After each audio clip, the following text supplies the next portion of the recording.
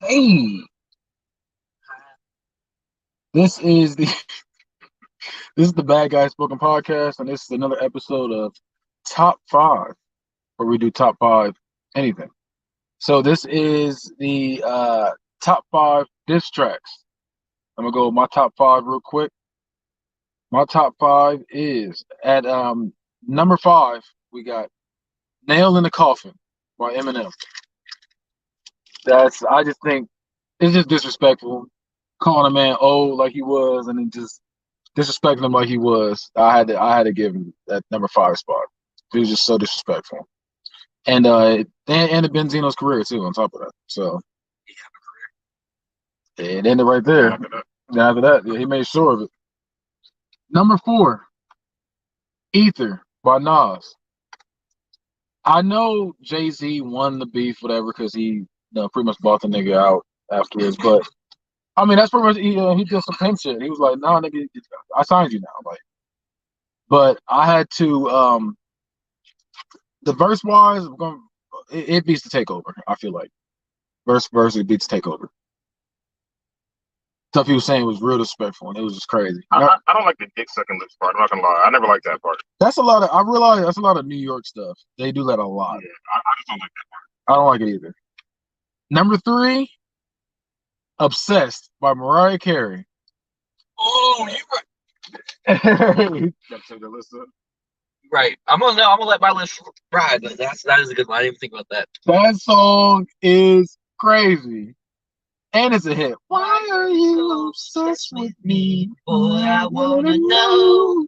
It was just good.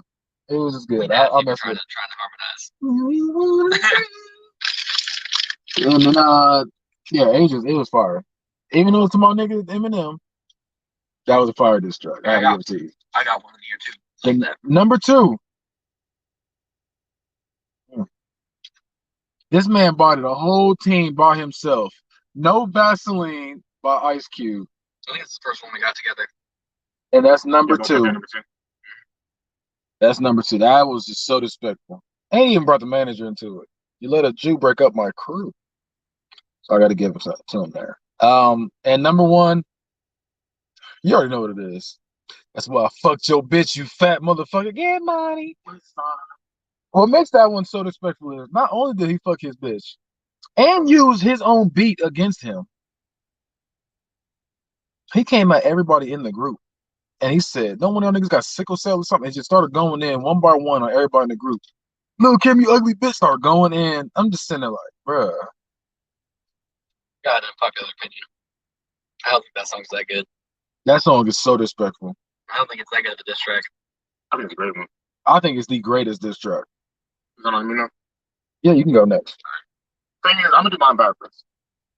I'm gonna start with number one. No. Do 5-1. 5-1. 5-1.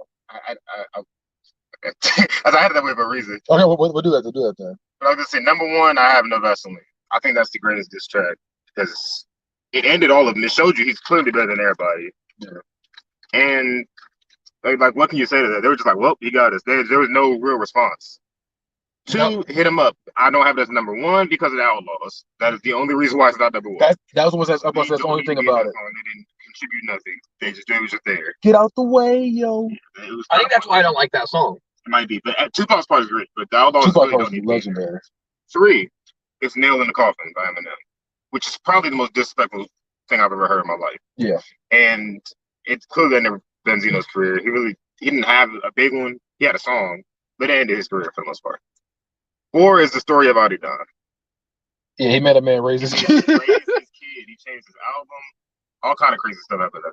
And then niggas didn't even know he had a kid. That just changed his whole social media presence, everything. Bullied him into fatherhood. Number five. This ain't even towards a person. This is towards an entire state. I have Finito by Chief Keef. Because that man made a diss song to the entire state of New Jersey. Yeah. Talk about how he's going to blow the New Jersey up.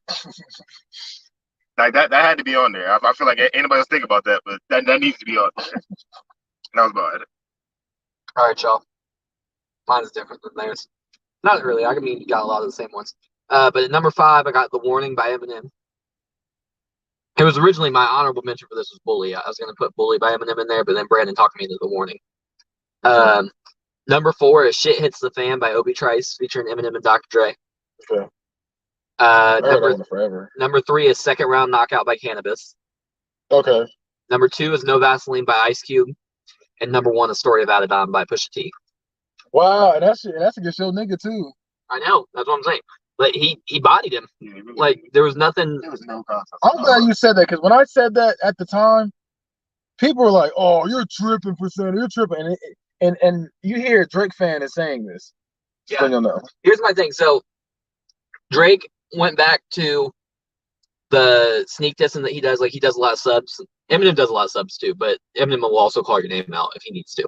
Yeah. But he went back to doing like subliminal disses to Pusha T, and that's why you lost. Like, he came out and called out your whole clique. He said your dude's dying of fucking whatever he said.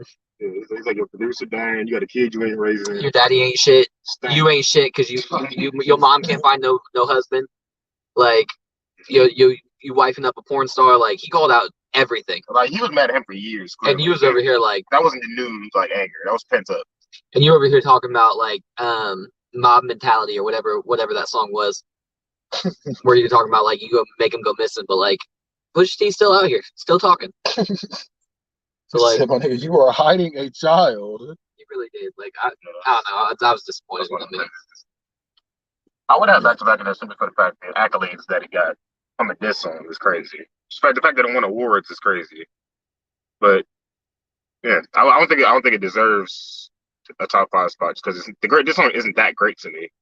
I'm with you on that. But it done some crazy things. That's another one where I said Charged Up was trash. And niggas looked at me and said, "Bro, you're tripping percent. You're tripping percent. Charged Up was crazy." No, it was. What I'm saying, but no, I said Charged Up was trash, and people look at me crazy. And then back to back him, I said this is better, but it's still not like good. I was like, it's cool for what it is. And niggas were like, "Oh no, Charged Up was trash, but no, this is good." It's like, okay, now you know what I'm saying? Like, they were changing about that. You used to body rap. I mean, you used to battle rap people. How did you not beat that? How did you lose? That's what I'm saying. Like, this was set up for you to win. You're the Undertaker beat behind you. You still lost. Twitter fingers. Fuck Meek Mill. Big good one. Fuck Mickey Mouse. Squeak Millie. That's trash. Game said, Meek's a rat. Probably is. Nigga been in jail, come out like 2 months later every time.